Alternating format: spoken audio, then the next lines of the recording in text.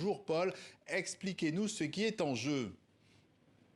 Eh bien, vous savez, Patrice, l'Ukraine est actuellement en difficulté sur le plan militaire et il est donc très important que l'Union européenne réaffirme son soutien et qu'elle affiche aussi une image d'unité. Et là, ça va être un petit peu difficile parce qu'il y a deux dossiers délicats. Il faut d'abord ouvrir des négociations formelles en vue de l'adhésion de l'Ukraine à l'Union européenne. 26 pays sont d'accord, mais la Hongrie bloque en estimant que ce n'est pas le bon moment et la Hongrie réclame un véritable débat stratégique. Et puis, il faut également accorder une nouvelle enveloppe financière de 50 milliards à l'Ukraine. Et là aussi, la Hongrie fait une espèce de blocage. Mais la Commission européenne a essayé de caresser l'ours dans le sens du poil, de caresser Viktor Orban dans le sens du poil. Elle a débloqué un subside de 10 milliards à la Hongrie, 10 milliards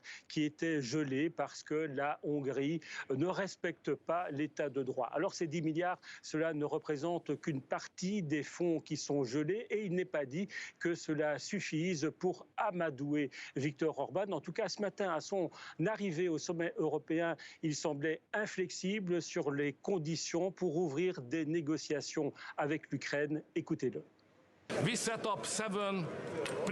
Nous avons posé 7 conditions et selon l'évaluation de la Commission, 3 ne sont pas remplies.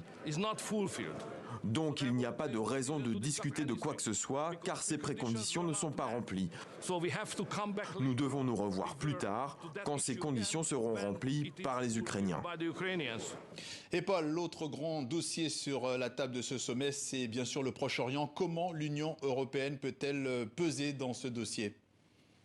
Eh bien, c'est toute la question. Josep Borrell, le chef de la diplomatie européenne, a encore redit ce matin l'urgence. Il a expliqué que c'était l'apocalypse à Gaza avec 15 000 morts et peut-être beaucoup plus encore sous les décombres. Plusieurs dirigeants européens, notamment le Premier ministre espagnol et le Premier ministre belge qui va prendre la présidence de l'Union européenne en janvier, ont écrit à Charles Michel pour demander de multiplier les efforts afin d'arriver à un cessez-le-feu, afin d'arriver également à des négociations de paix pour aboutir à une solution à 2 États. Pour le moment, ces négociations, Israël les refuse, a déclaré Josep Borrell, mais le chef de la diplomatie européenne a déclaré qu'il fallait absolument lancer une initiative internationale pour que cette solution devienne réalité.